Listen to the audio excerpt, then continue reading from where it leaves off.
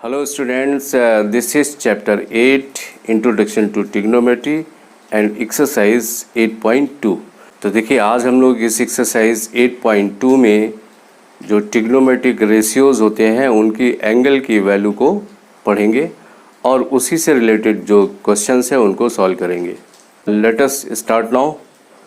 I think आपको देखिए ये टेबल अच्छी तरह से लर्न हो गई होगी ट्रिग्नोमेट्रिक रेशियोज की।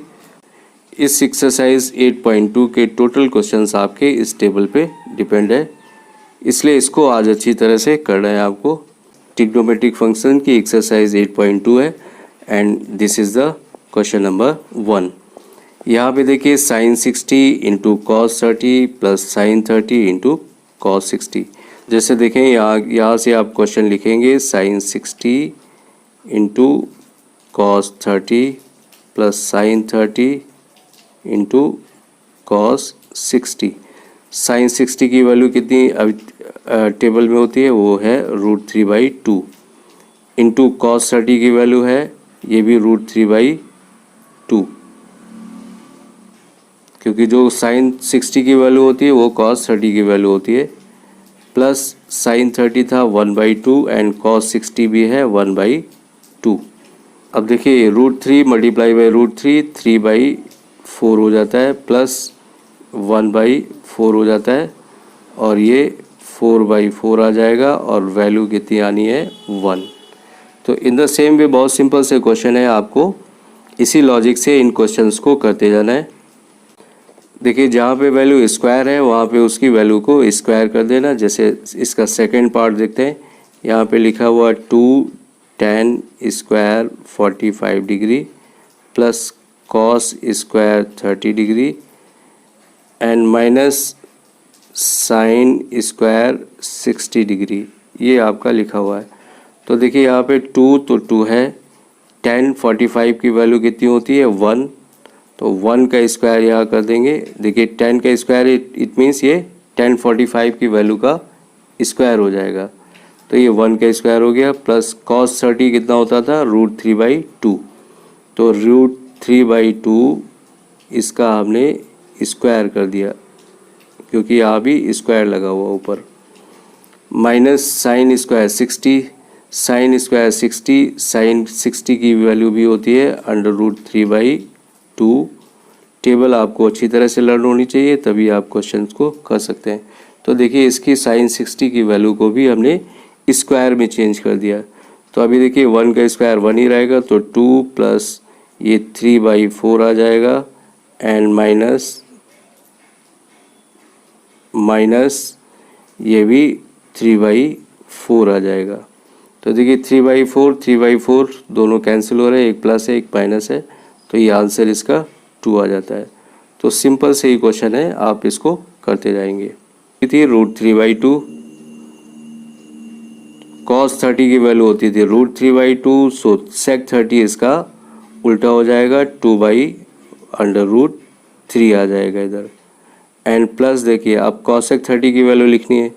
cosec 30 अभी हमने टेबल से लर्न करना बताया था, sin 30 का अपोजिट होता है, cosec 30 sin 30 का अपोजिट होता है, तो sin 30 की वैल्यू होती है 1/2, तो ये हो जाएगा 2/1, उसका रिवर्स ऑर्डर में लिखना है। अब देखिए इसका एलसीएम वगैरह लेके इसको सॉल्व करना है। ये यहाँ पे वैल्यूज़ को लिख रखा है और यहाँ पे एलसीएम लेके अपान 1 करोगे, एलसीएम √3 आएगा, फिर इसको सॉल्व करते जाना। थोड़ा सॉल्यूशन में आपको ध्यान रखना होगा, ये टर्म कैसे किस तरह से आए हैं, इनको आप सॉल्व करते जाएंगे। देखिए यहाँ √3/2 कॉमन आ रहा था, बाद में इसको फिर दोनों में मल्टीप्लाई कर दिया गया है, तो ये इतना आ जाता है, और 18 का क्या होता है 3 बाहर आ जाएगा। 18 के जो फैक्टर होते हैं वो क्या होते हैं 9 2 18, लेकिन इस पे स्क्वायर होगा तो 3 बाहर आ जाएगा 3√2। तो इस तरह से इसकी वैल्यूज़ को मैच करना है। देखिए एक्सप्रेशंस अलग अलग होते जा रहे हैं, सबका करने का तरीका आपका एक ही है, तो ये क्वेश्चंस आप करते जाएंगे इनको।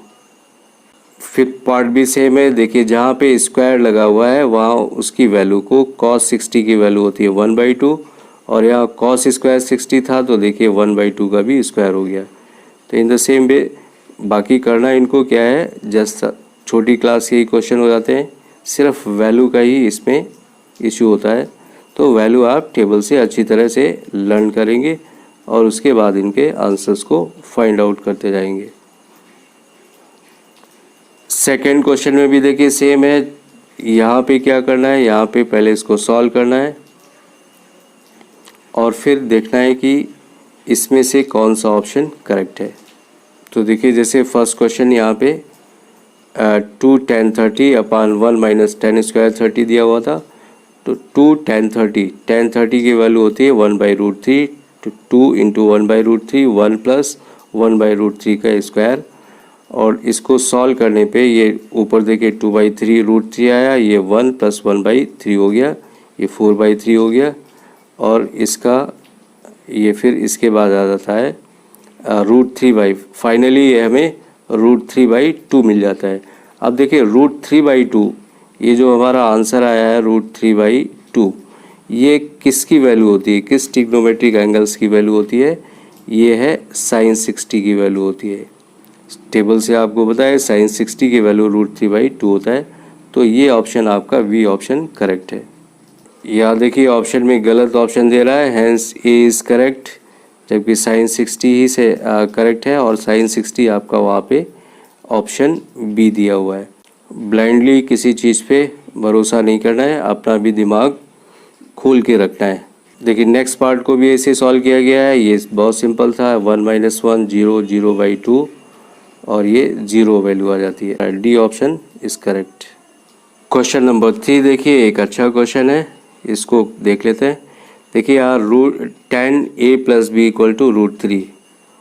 तो देखिए √3 किसकी वैल्यू होती है, tan 60 की वैल्यू होती है। अब tan यहाँ से दोनों साइड से एलिमिनेट हो जाता है, तो a + b = 60, ये हमें इक्वेशन नंबर 1 मिल जाता है। a + b = 60, ये इक्वेशन नंबर 1 हो जाता है। इन द सेम वे जो दूसरा इक्वेशन दिया था tan a - b = 1/√3। अब 1/√3 किसकी वैल्यू होती है, tan 30 की वैल्यू होती है। tan लिखने से फ़ायदा ये दोनों तरफ से ये tan एलिमिनेट हो जाता है, तो a - b = 30 डिग्री आ जाता है। a - b = 30 डिग्री आ गया, ये इक्वेशन नंबर 2 हो गया है।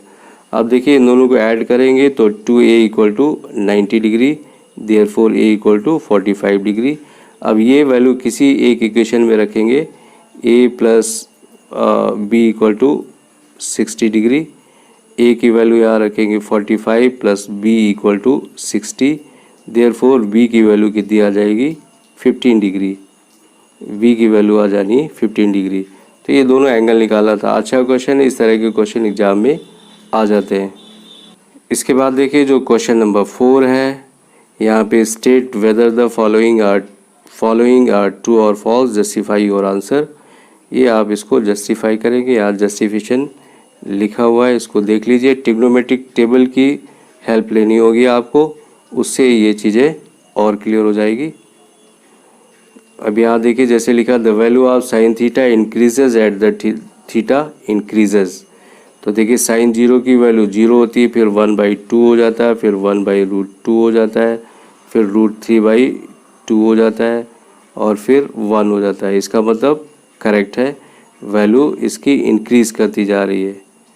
तो ये आपको टेबल से पता चलेगा, जो आपने ट्रिग्नोमेट्रिक एंगल्स की वैल्यू की जो टेबल याद की उससे पता चलेगा। तो ये सारे इनसे कंपैरिजन कर लीजिए। The value of cos theta increases as the theta increases, ये रॉन्ग हो जाएगा क्योंकि देखिए cos थीटा की वैल्यू रिवर्स ऑर्डर में लिखते हैं साइन का। तो ये देखिए यहाँ से cos थीटा की वैल्यू जब लिखेंगे तो ये रिवर्स ऑर्डर में लिखेंगे और ये डिक्रीज हो रहा है, ना कि इंक्रीज हो रहा है, इसलिए ये फॉल्स हो जाता है। So this was the last question of this exercise. Next exercise में आपसे फिर से मिलेंगे, नेक्स्ट क्लास में आपसे फिर से मिलेंगे। तब तक के लिए thank you, have a nice day.